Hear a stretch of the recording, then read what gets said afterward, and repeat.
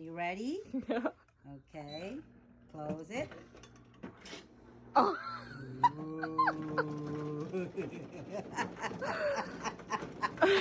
Mahjong! Hello everyone, my name is Ray and today I'm going to show you how to build the Mahjong player of Honkai Star Rail QINGQUE. So grab your tiles cause we are about to begin. Let's go. To fully understand her kit, we have to know her talent first, because this is where her entire kit revolves around. So for her talent, when an ally's turn begins, including QINGQUE herself, QINGQUE gains 1 tile. This can go to a maximum of 4 tiles. And these tiles have different designs, as you can see here.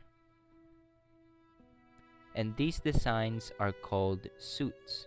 Now, if QINGQUE starts her turn with 4 tiles of the same suit, she consumes all of the tiles and enhances her basic attack by increasing its damage and making it an AoE attack. So if you didn't understand that, basically, if QINGQUE gets 4 identical tiles, she gets an enhanced basic attack. Now that we've covered her talent, let's move on to her skill. As for her skill, when used, she draws 2 tiles and increases her overall damage. Keep in mind that the turn will not end even after the skill is used. This is so that you can keep spending skill points in order to get 4 identical tiles, which enhances your basic attack. So this is basically the gambling part of her kit. Moving on to her ultimate, she deals AoE quantum damage and she automatically gains 4 identical tiles. As for her technique, you can activate this before combat and she will draw 2 tiles when the battle starts. Now for her additional traces, we have Tile Battle, which restores 1 skill point when using your skill, although this can only be triggered once per battle. Next we have Buy Time, which increases her damage when using her skill. And lastly, we have Winning Hand, which increases QINGQUE's speed for 1 turn after using the enhanced basic attack. For the prioritization, you're going to prioritize her basic attack, followed by her talent, then her ult, and lastly, her skill. Moving on to her Eidolons, E1 increases her ult damage, E2, every time she draws a tile, she gains 1 energy, E3 expands her ultimate and talent by 2 levels, E4 allows her to launch a follow-up attack when she uses her basic attack after using the skill. So you have to use your skill first, then basic attack to trigger this follow-up attack. Although this has a 24% fixed chance of happening. E5 expands her skill by 2 levels and her basic attack by 1 level. And finally, E6 recovers 1 skill point after using enhanced basic attack. Now, is it worth it to get her Eidolons? Yes. Should you wail for it though? It depends on you, but generally it's totally fine to have her at E0 cause she's still great. In the 3-star unit, both Data Bank and Sagacity are great options for her. Data Bank increases her ult damage, while Sagacity increases your attack when using your ult. As for the passkey, you can choose it, but only if you don't have any other 3-star options left. Because it's still great because it regenerates energy, but the really downside to it is that you can only trigger this passive once per turn. So yeah, it's really bad, but if you don't have any other options, then you can just get this for the meantime. In the 4-star unit, all light cones are great except for the Birth of the Self and Make the World Clamor.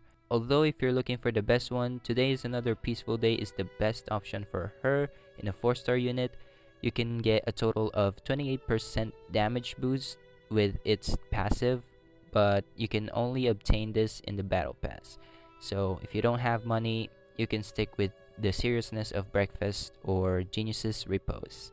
In a 5-star unit, both Night on the Milky Way and Before Dawn is great.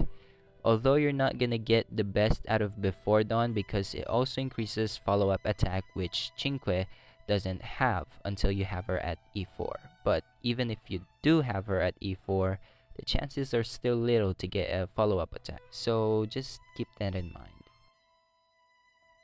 For the Relic set, the 4-piece Genius of Brilliant Stars is the best option for her, but if you can't complete a full set yet, then you can settle with a 2-piece set of both Brilliant Stars and Musketeer. For the planar ornament set, both Space Sealing Station and Celestial Differentiator are great options for her. Moving on to the main stats, head and hands are always HP and attack respectively. For the body, you're looking for crit rate or crit damage or attack percentage. For the feet, attack percentage is the best option for her. For the spear, you're gonna go with quantum damage boost, but if you don't have that yet, attack percentage is fine. And lastly, for her rope, attack percentage will do the job. Now for the substats, you're mainly looking for crit rate or crit damage, flat attack, and attack percentage. And as much as possible, try to avoid speed. I'll explain why later on once we get to the tips and trick part. For the team comps, you're going to pick characters that are not too hungry on skill points since you mainly want to save them for QINGQUE.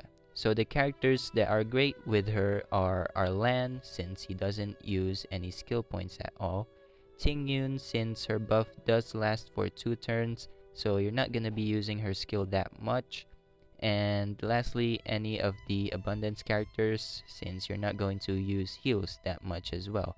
Unless of course you're fighting a really itchy boss. So with that, I conclude that the best team for her is Arlan, Tingyun, and any healers. This is already a solid team since you have a healer, a buffer, and an extra DPS.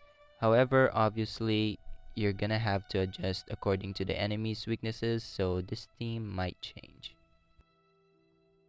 I only have one tip for you guys, but if you know anything else, comment it down below so other people can see it. Alright, so for the tip, avoid having too much speed on QINGQUE. This is so that she can be the last to take a turn in the cycle. And the reason why you want that is because, like I said, she gains 1 tile per ally's turn, including herself. So if she's the last to get a turn, she'd already have 4 tiles ready, and it'd be much easier to get identical tiles. Or if you're lucky enough, you'd already get 4 identical tiles by the start of QINGQUE's turn. And that wraps up everything for this video. I hope this has helped you understand and build QINGQUE.